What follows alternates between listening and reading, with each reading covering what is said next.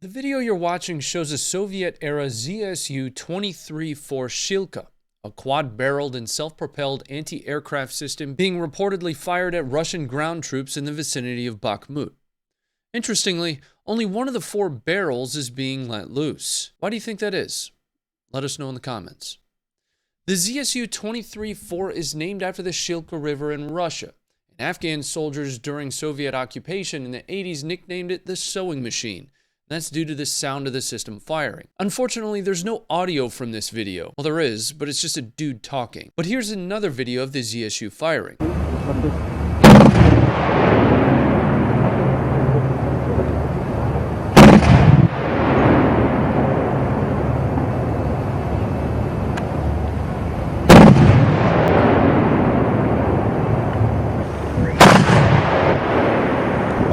From a service history perspective, the ZSU-23 has been around since 1960 and has seen action everywhere from the Yom Kippur War in 1973 to currently in Russia's invasion of Ukraine. Unit cost for the ZSU-23-4 is somewhere around $350,000 US.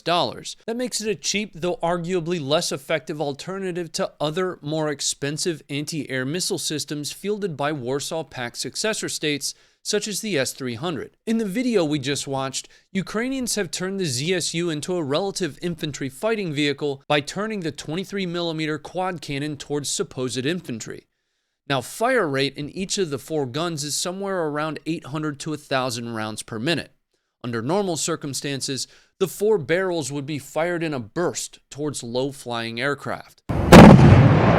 When fired simultaneously with its standard loadout of about 2,000 rounds on board, the 4 barrels would only be able to continuously fire for about 30 seconds. This system was proven to be effective against low-flying aircraft such as in Operation Model 5 during the Yom Kippur War. Fielded by Syria at the time, the ZSU was used to great effect against the low-flying Israeli F-4 Phantoms, who were attempting to destroy Syrian surface-to-air missile batteries near Golan Heights.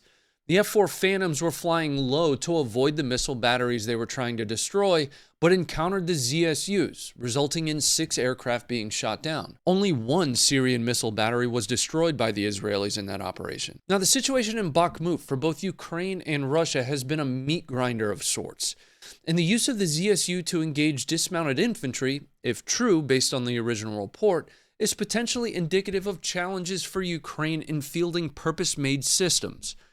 I mean infantry fighting vehicles to be used for infantry fighting vehicle purposes. Alternatively, it could also just very well indicate that Ukraine is going to use whatever it needs to engage Russians and remove them from Ukrainian ground. Before I head out, I'd like to thank the sponsor for this episode, Zydax. I've been building and donating PCs for veteran charity for quite a while, so I can tell you that the build phase of putting one together can be absolutely a pain in my asshole. You can remove a lot of that uncertainty by going with a solid built, pre-built from a host of companies. One of those companies you should look at is Zydax.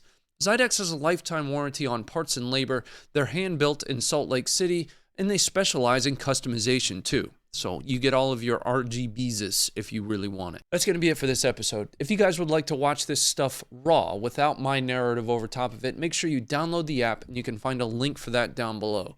If you'd like to support us directly, consider getting a Funker 530 Pro account where you can watch it ad-free on the Funker 530 app and website. I'm out of here. Don't forget to hit the like, sub, bell, and stay informed.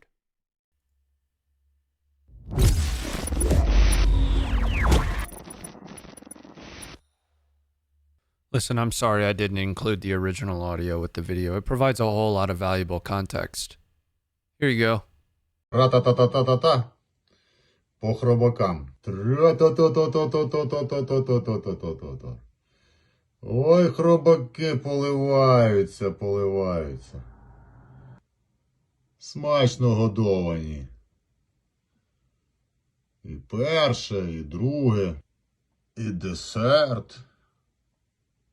Давай, пішла водичка тепла по трубам.